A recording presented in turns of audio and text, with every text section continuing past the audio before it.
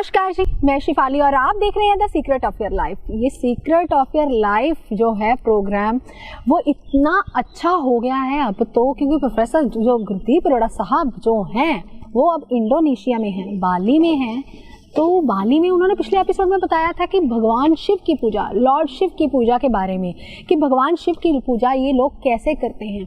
मतलब इतनी जिसे हम बोल सकते हैं ना आदिवासी टाइप, ऐसे हैं ये लोग, काफ़ी बैकवर्ड हैं, काफ़ी पछड़ी हुई जाती है ये। मतलब ये लोग तांत्रिक विद्या से बाहर नहीं आ पा रहे। तो अब मैं जिस जगह पे खड़ी हुई, ये जगह का नाम है, ये भी एक मंदिर है। ये इन्होंने पब्लिक प्लेस बना रखा है, टूरिस्ट के लिए बना रखी है जगह। यहाँ पे कोई पूजा नहीं होती, कोई वर्शिप नहीं होती, यहाँ पे कोई भगवान की आरती आराधना नहीं की जाती। यहाँ पे भगवान कश्यप की मूर्ति है, उनके साथ उनकी वाइफ दिनाता और उनकी दूसरी जो वाइफ थी उनकी गरुंधा, वो थी यहाँ पे। तो उनकी मूर्ति लगा रखी है। ये टूरिस्ट प्लेस बना रखा है, यहाँ पे किसी देवी देवता की पूजा नहीं की जाती। आप देख रहे होंगे कि वेदर जो है वो धूप भी बहुत है और थोड़ा सा सनी वेदर भी है। यहाँ पे कुछ वेदर का कुछ नहीं पता चलता। यहाँ पे एक बात मैं आपको बता दूँ, इंडोनेशिया बाली में रेन नहीं आती, यानी कि बारिश नहीं होती। यहाँ पे बारिश नहीं होती, ह्यूमिडिटी वाला वेदर है।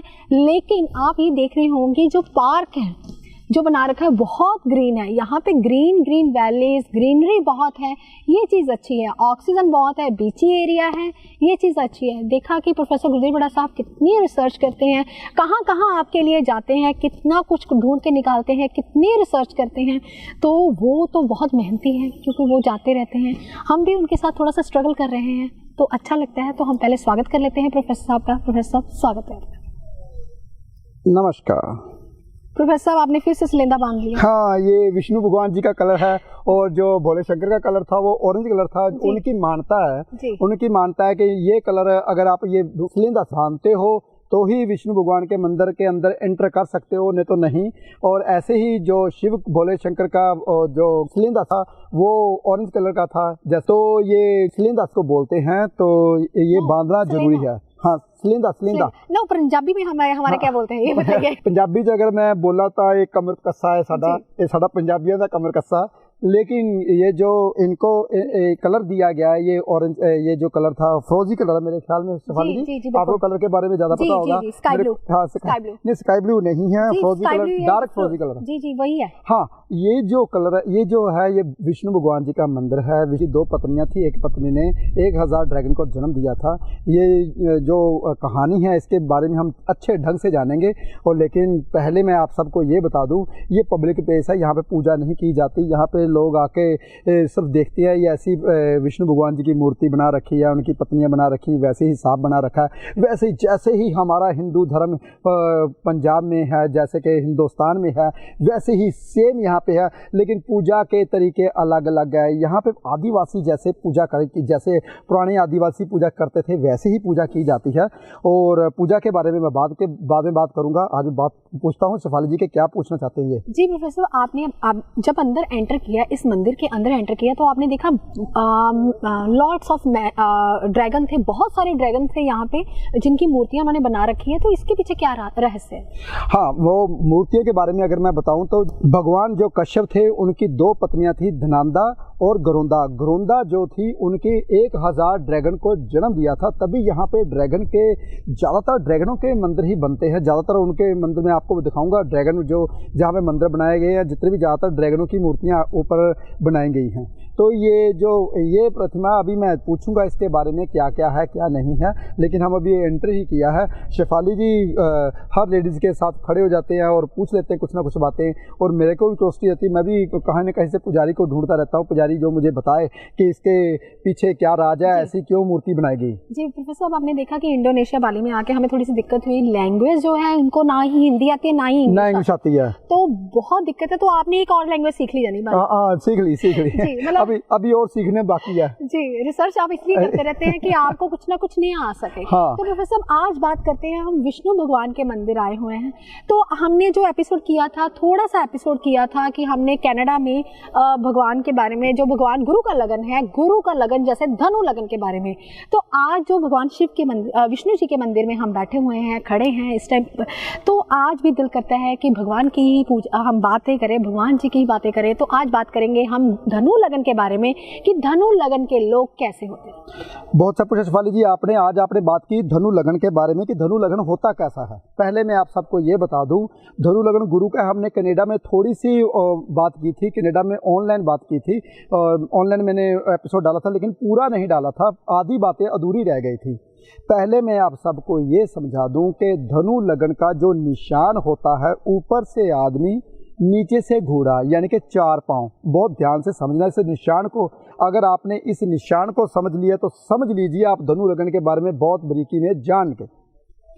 घोड़े के पांव का मतलब है दिन रात भागता रहता है। घोड़े के पांव जो ऊपर से धड़ लगा हुआ है इंसान का मतलब इंसान के ऊपर मुकुट बनाया, देवताओं जैसा इंसान। बहुत ध्यान से समझो, घोड़े के पांव देवताओं जैसा इंसान, लेकिन हाथ में तीर कमान का मतलब शिकारी। ये ढूंढता रहता है हर किसी को शिकार की ओर से, यानी कि नए दोस्त बनाता है, पुराने छोड़ देता है, और नए बनाता है, पुराने छोड़ देता है। बहुत ध्यान से समझो, धनु लगन के तीर निशान का मतलब, तीर कमान का मतलब शिकारी, यानी कि नए नए शिकार को ढूंढता है और भागता रहता है क्योंकि घोड़े के पैर है।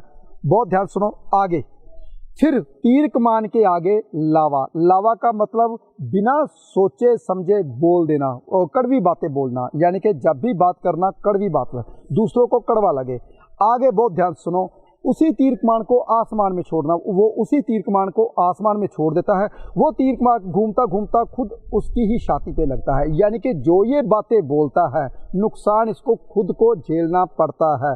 शिफाली जी, धूप बहुत है, मेरी बातें तो मेरी बहुत ज़्यादा बोलनी है। आज मैं चाहता हूं कि धनु लगन के बारे में इतना कुछ बताऊं ताकि पता चले लोगों को कि धनु लगन होता है कैसा होता है। तो धूप बहुत है, ऊपर से धनु लगन की बात कर रही है, लगता है हमको भगा रहा है, यहाँ से जाना चाहिए। टाइम तो अपना 9-10 बज चुके हैं और सुबह के 9-10 बजे हैं, लेकिन गर्मी बहुत ज़्यादा है। देखिए इर्द गिर्द कितनी गर्मी है और पसीना हमें बहुत ज़्यादा आ रहा है। हम वहाँ से जा रहे हैं, देखते हैं इसका एंड कहाँ पर चलता है।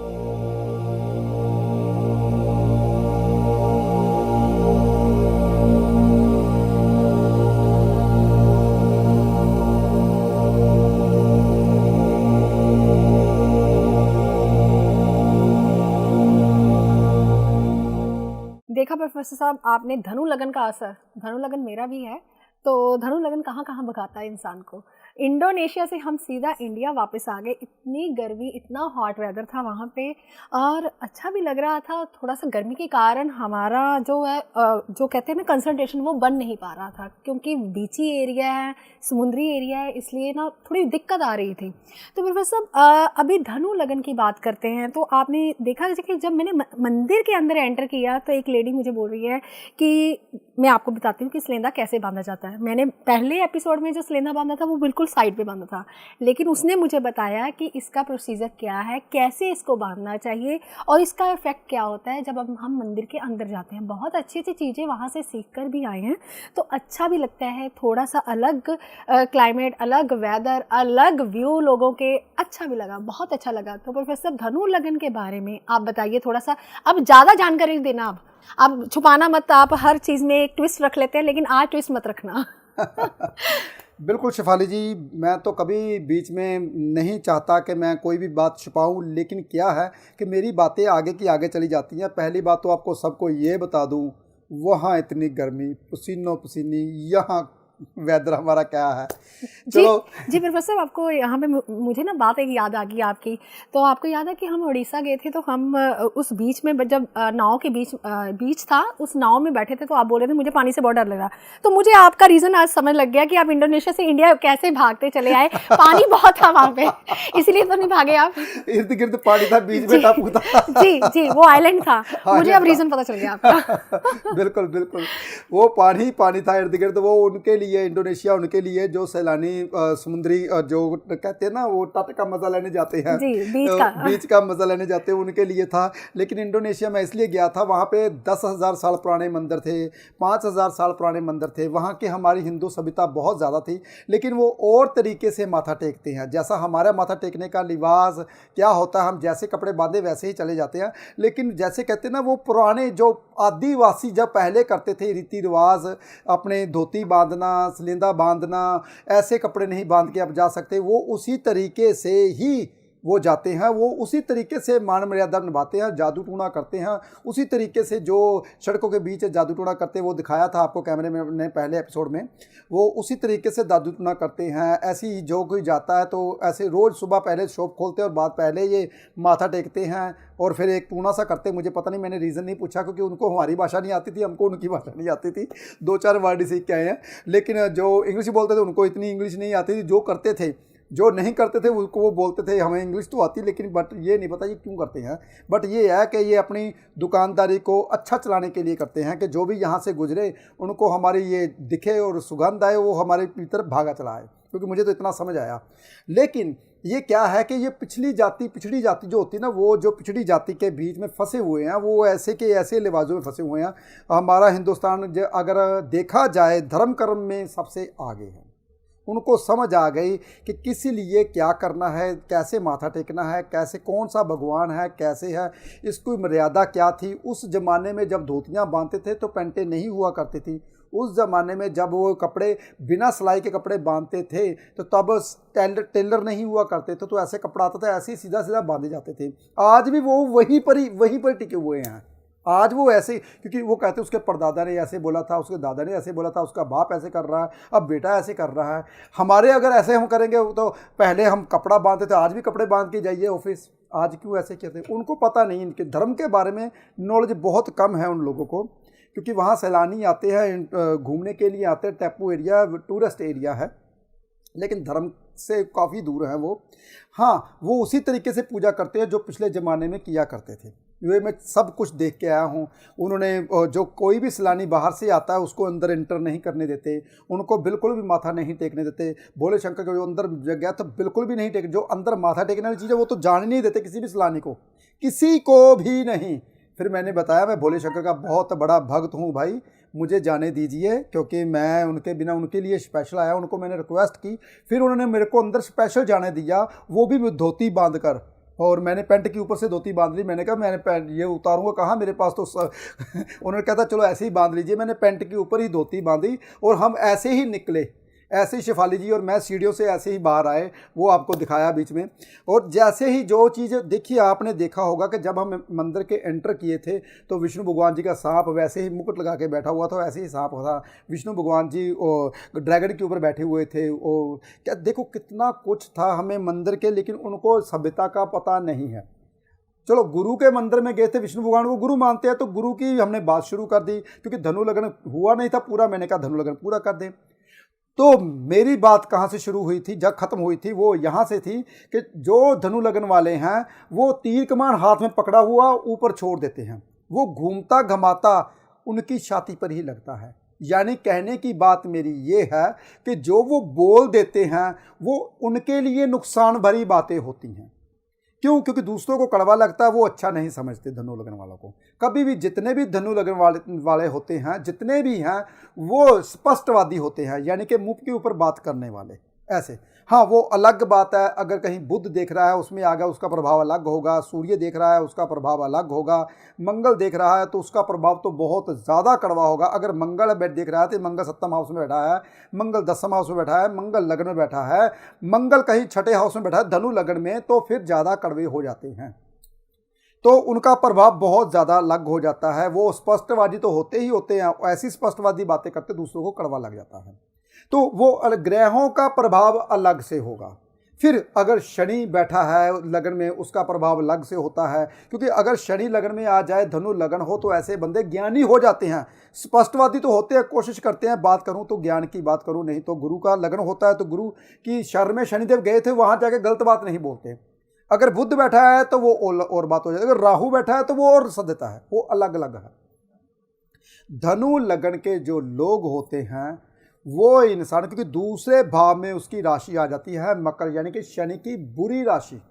तो शनि की बुरी राशि होती है, इसलिए बिना सोचे समझे बोलते हैं धनु लगन के लोग। लेकिन धनु लगन के बारे में आप सबको ये समझा दूं, वो 4 पाँव का मतलब मैंने समझाया था, वो भागते रहते, उनको ये नहीं पता कहाँ भागना है। उसकी मंजिल लास्ट में भगवान को पाना।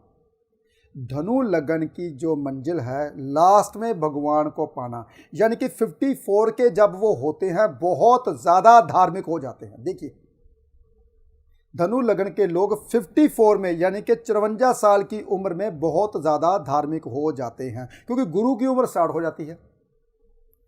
देखिए क्या है कि धनु लगन एक ऐसा लगन है, हमें इंडोनेशिया से इंडिया ले आया। देखिए धनु लगन एक ऐसा लगन है जो आप बोलते हो फटाफट से वो उसकी बोली को क्या करता है, कड़वाहट देता है, वो गर्मी देता है। हमें जोश है, गर्मी बहुत ज़्यादा लगी, मैंने कहा चलो बांधो, ये हमारे लिए नहीं है। मंदिर हमने विष्णु भगवान का भी देख लिया, मंदिर हमने भोले शंकर का भी देख लिया, लेकिन वहाँ गली गली मंदिर था, एक गली छोड़ के दूसरी गली, दूसरी गली छोड़ के वो ड्रैगनों के मंदिर बना रखे उन्होंने। मैं आपको फोटो दिखाता हूँ, ड्रैगनों के मंदिर है। देखिए जितने भी मंदिर बने हैं, ड्रैगन ऊपर बैठा है, ऊपर वहाँ पे बैठा है विष्णु भगवान जी अलग से बैठे हैं। ड्रैगनों के मंदिर ज़्यादातर बनाएंगे, बाहर बिठाएंगे ड्रैगनों की तस्वीरें, क्योंकि ड्रैगनों की तस्वीरें इसलिए बनाएंगे क्योंकि ड्रैगन से आपको पता है पिछली सभ्यता क्या करती थी, जो बंदे बहुत ज़्यादा अमीर थे वो ड्रैगनों की फ़ोटो लगा करते थे, ड्रैगन रखा करते थे, वो राज करते थे पूरी दुनिया के ऊपर। कई सभ्यताएँ ऐसी थी पहले। अगर मैं आज से 1500 साल पहले की बात करूँ या 1000 साल पहले की बात करूँ, 200 साल पहले की, 2000 साल पहले की बात करूँ, पहले ड्रैगन को वो रखते थे अपने पास, इसलिए ड्रैगनों की फ़ोटो लगाते थे। हमारे घर में पैसा ज़्यादा है तो इंडोनेशिया कहते हैं गरीब है, लाख रुपए का नोट है, मैं आपको नोट दिखाता हूँ, फोटो में लाख रुपए का नोट है वहाँ पे, लेकिन वो इंडोनेशिया वाले लाख को 100 ही बोलते हैं। हमारे यहाँ तो 700-800 रुपये पड़ जाता है, 1 लाख रुपये 700-800 रुपये, हमें 800 दोगे 700 दोगे तो वो लाख रुपये मिल जाएगा वहाँ से, लेकिन उसकी कीमत वहाँ जाके 100 रुपया ही बनती। कहते हैं पूरी दुनिया कहती है गरीब देश है, लेकिन मैं ये यहाँ पे बोलता हूँ हिंदुस्तान से काफ़ी अमीर है, पूरी दुनिया वहाँ पे जाती है और बहुत, कोई भी ऐसा बंदा नहीं है जो वहाँ पे उसका कारोबार अच्छा ना हो। मैं जहाँ भी जाता हूँ मुझे ऐसा लगता है, कहते हैं दुनिया बहुत गरीब है, बिल्कुल भी गरीब नहीं है, हमारे हिंदुस्तान जितनी गरीब नहीं है। हिंदुस्तान में गरीब बहुत ज़्यादा हैं, वहाँ अमीर बहुत ज़्यादा है। गरीब क्या हुआ पूरी दुनिया में, अगर मैं कनाडा में गया था, अमेरिका में गया और इंग्लैंड में गया, पूरी दुनिया, इंग्लैंड में कौन सा गरीब नहीं है, वहाँ भी बैगर हैं, भिखारी हैं, लिखा हुआ है आई एम बैगर, भिखारी हूँ, मुझे ज़रूरत है पैसों की, मुझे 1 पैनी 2 पैनी दीजिए। लंदन में भी ऐसे थे, तो लंदन में जब हम गए तो वहाँ भी तो भिखारी थे। इसलिए पूरी दुनिया में है, लेकिन हिंदुस्तान की जो गरीबी रेखा है बहुत ज़्यादा है। इसलिए गरीबी रेखा कम करने के लिए तो मुझे तो ऐसा लगता है कि जो भी ज़्यादा बड़े नोट रखता है, जैसे कि हमारे यहाँ 2000 का नोट है, इतने बड़े बड़े नोट चले हैं, तो वो गरीबी रेखा को कम करते हैं। तो जैसे कि अमेरिका ने 100 से ऊपर नोट नहीं रखा, इंग्लैंड ने 100 से ऊपर नहीं रखा, और ऐसी तरीके से जो कनाडा ने 100 से ऊपर नहीं रखा, इसी तरीके से हमारा भी ऐसे ही होना चाहिए। चलो ये तो बातों में बात है, मैंने पूरी कर दी। लेकिन इंडोनेशिया में जितने भी धार्मिक स्थान थे वो मैंने फटाफट से देखे और वापस आया, क्योंकि धनु लगन की बात थी तो धनु लगन क्या करवाता है, वापस लेके आता है। इसीलिए धनु लगन के लोग कभी टिक कर नहीं बैठते। हमने धनु लगन की बात की, हम इंडोनेशिया से इंडिया आ गए, हम अपने स्टूडियो में बैठ गए। बहुत दिनों बाद अपने स्टूडियो में हम करने वाले हैं, एपिसोड कर रहे हैं। हो सकता है कि क्या पता अगला एपिसोड भी हम यहीं पे ही करें। लेकिन मैं आपको ये बताना चाहता हूं कि जो धनु लगन के लोग होते हैं उनकी परिवार के साथ नहीं बनती। क्यों मैंने ये वर्ड बोला? क्योंकि परिवार का, घर का मालिक जो होता है दूसरा घर, दूसरे घर में शनि की राशि आती है, तो परिवार में उसमें बहुत ज़्यादा कम लोग मिलते हैं। तीसरा हाउस होता है कुंभ राशि। कुंभ राशि शनि की मूल त्रिकोण राशि, अच्छी राशि। तीसरे हाउस से आती है पराक्रम। पराक्रम उसका बना रहता है क्योंकि तीसरे हाउस में राशि शनि की है। लेजी जरूर होते हैं, जोश से काम करते हैं, थोड़े से लेजी हो जाते हैं, सोने के लिए तैयार रहते हैं। लेकिन तीसरे हाउस में भाई बहन, छोटे भाई बहनों से बनती है, प्यार स्नेह करते हैं ऐसे लोग। लेकिन तीसरा हाउस होता है छोटी मोटी यात्रा, ये टिककर बैठते नहीं, छोटी मोटी यात्रा करते ही रहते हैं। चौथे घर में आ जाती है मीन राशि, और मीन राशि जो होती है मछली की राशि। ऐसी मदर, इनकी मदर दिखने में दिलेर होती है बहुत ज़्यादा, दूसरों को लगता है बहुत दिलेर है, लेकिन दिल की कमज़ोर होती है। मीन राशि के बंदे दिखने में दिलेर लेकिन दिल के कमज़ोर होते हैं। तो सुख इसको कैसे मिलता है? सुख बहुत छोटी उम्र से मिल जाता है इनको, धनु लगन वालों को। लेकिन सुख का घर का कौन होता है? बताया ना, मीन राशि, गुरु की राशि। तो गुरु की उम्र में ज़्यादा सुख मिलता है, यानी कि 54 साल की उम्र में। लेकिन शनि की उम्र में सुख मिलना शुरू हो जाता है जिसको बचपन में सुख ना मिला हो।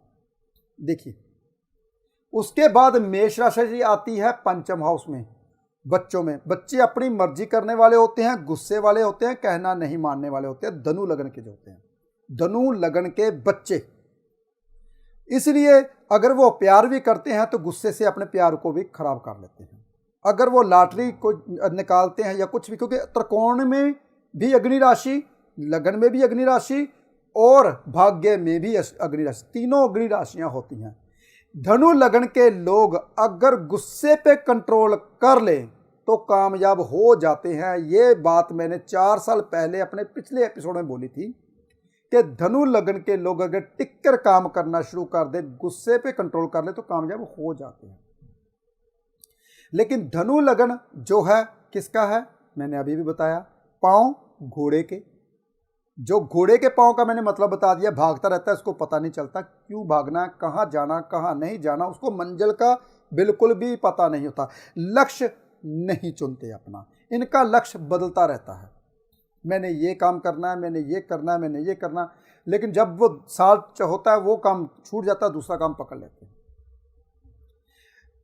ऊपर धड़ इंसान का धड़ का मतलब ये है कि मेरे नीचे घोड़े रथ होने चाहिए, मैं सवारी वाला इंसान, मैं ताकतवर इंसान हूँ, मेरे नीचे जो वर्कर है वो काम करने चाहिए। जो ऊपर धड़ लगा उसका ये मतलब है, उसका ये मतलब अलग अलग किताबों ने अलग अलग इसका वर्णन अलग अलग से बताया गया, लेकिन ये मेरी समझ है, मेरी पढ़ाई है जो मैं बता रहा हूँ। धनु यानी कि ये ऊंचा, यानी कि कभी इसके नीचे 4 पाँव का मतलब ये भागते रहते हैं। ऊपर धड़ राजाओं की तरह ऊपर रहते हैं, हर को ऑर्डर मारते हैं, हर किसी को। तीर कमान हाथ में शिकार की तलाश में रहते हैं, कौन सा शिकार आए जिसको मैं पकड़ूं, कौन सा बंदा हमारे लिए अच्छा है या बुरा है। फिर शिकार को छोड़ते रहते हैं, पकड़ते रहते हैं, छोड़ते रहते हैं। ये तीर कमान का मतलब शिकारी होते हैं ऐसे बंदे। तीर कमान की आगे लावा यानी कि बिना सोचे समझे बोलना, ये मैंने बता दिया।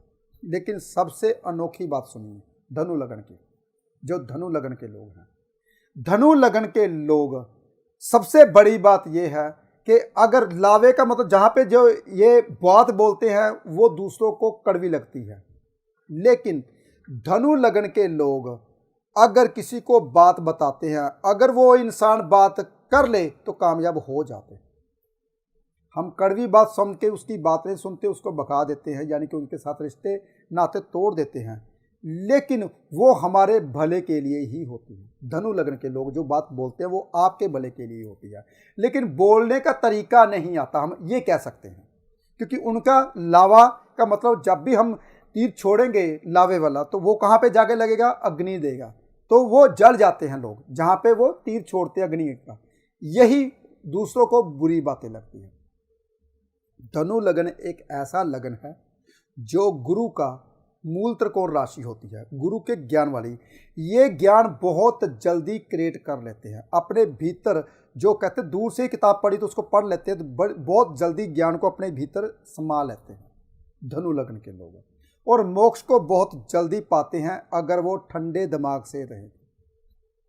धनु लगन के लोग ज़्यादातर अमीर हो जाते हैं, पैसा इनके पास रहना शुरू हो जाता है धनु लगन के।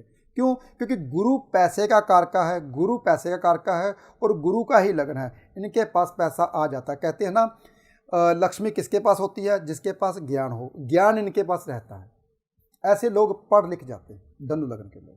वो अलग बात है, बुद्ध देखना पड़ेगा, गुरु देखना पड़ेगा, उसकी स्थिति देखनी पड़ेगी, वो अलग बात है, लेकिन ये मोटी मोटी बातें बता रहा हूँ मैं। और भी धनु लगन की अगर मैं बातें कहूँ तो छठा घर किसका होता है, छठे घर में कौन सी राशि आ गई, 2 नंबर राशि आ गई, छठा हाउस किसका होता है, 2 नंबर, यानी कि छठे हाउस में 2 नंबर राशि। स्त्रियों से धनु लगन को भय रहता है, तो गुरु तप करने वाला, जप करने वाला, जब बड़े बड़े महर्षि जप तप करते थे तो इंद्र उनका जप तप तोड़ने के लिए क्या इस तो भेजा करते थे, परियों को भेजा करते थे। तो स्त्रियों से इन्हें खतरा रहता है, क्योंकि छठे हाउस में 2 नंबर राशि आ जाती है, इसलिए स्त्रियों से खतरा रहता है। तो स्त्रियां इनके लिए खतरे ना होती हैं, इनके फेवर में नहीं होती। और भी बहुत सारी बातें हैं, पीछे से इशारा आ रहा है, अब बंद कीजिए, मेरी बातें कभी ख़त्म नहीं होती, मेरी बातें आगे की आगे जानी शुरू हो जाती हैं। कोशिश करूंगा कि अगले एपिसोड में जो बातें रह गई हैं वो पूरी करूं। जी प्रोफेसर, अभी धनु लगन सिर्फ आधा ही हुआ है, धनु लगन अभी कंटिन्यू करेंगे अगले एपिसोड में, क्योंकि धनु लग्न के बारे में जानकारी लेनी बहुत ज़्यादा जरूरी है। अभी प्रोफेसर गुरदीप अरोड़ा साहब ने खुद ही बताया कि ऐसे लोग ज्ञानी हो जाते हैं। ज्ञान कैसे पाएं ये लोग, तो अगले एपिसोड में आप इन बातों को देख सकते हैं, सुन सकते हैं। प्रोफेसर साहब की बातें बहुत गहरी होती हैं, तो हमें जानकारी मिलती है अगर हम इनसे मुंह से निकलवाते रहते हैं, क्योंकि इनको थोड़ा सा एक वर्ड ऐसे, मतलब ऐसे जोशी के पास मैं बैठी हुई हूँ जिसको मैं सिर्फ एक वर्ड बोलूँगी, उस चीज़ का मुझे साइंटिफिक तरीके से जवाब मिलेगा। बहुत अच्छा लगता है, क्योंकि हर चीज़ का साइंटिफिक आधार हो तभी चीज़ें अच्छी लगती है। अगर आप भी प्रोफेसर गुरदीप अरोड़ा साहब से मिलना चाहते हैं, उन्हें अपनी कुंडली दिखाना चाहते हैं, तो आपकी स्क्रीन के नीचे जो नंबर फ्लैश हो रहे हैं, आप उन पर कॉन्टैक्ट कर सकते हैं, अपॉइंटमेंट ले सकते हैं। आप इसके अलावा आप हमें यूट्यूब चैनल पर भी देख सकते हैं। आप यूट्यूब पर प्रोफेसर गुरदीप अरोड़ा चैनल को सब्सक्राइब भी कर सकते हैं। कहीं मिस कर जाए, कहीं फ्रेंड्स को दिखाना हो, कुछ भी, कहीं टाइम भी, कोई भी समय हो, तो आप यूट्यूब चैनल आप ही के लिए है। तो आप खुश रहें, स्वस्थ रहें। आज के लिए इतना ही। नमस्कार।